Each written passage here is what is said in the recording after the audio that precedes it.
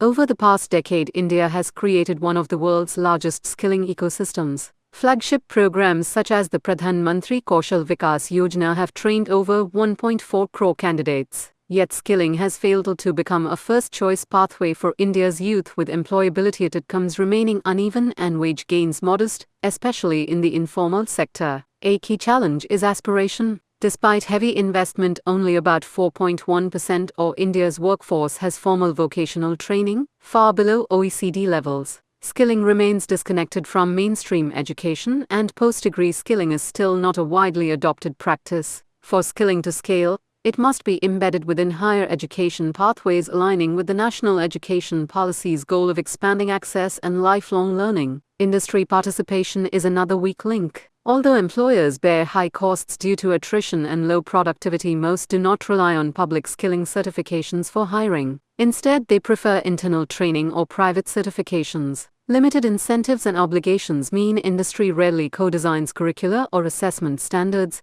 reducing labor market relevance. The credibility gap is most evident in sector skill councils. Designed as industry-facing bodies, SSCs have failed to own employability outcomes. Fragmented responsibility across training, assessment, certification, and placement has diluted accountability, making certifications symbolic rather than economically valuable. India's skilling challenge is thus one of accountability, not intent. Embedding skills within degrees, expanding apprentice, making industry a co-owner, and holding SSCs accountable for placement outcomes can transform skilling into a driver of dignity, productivity, and sustained economic growth.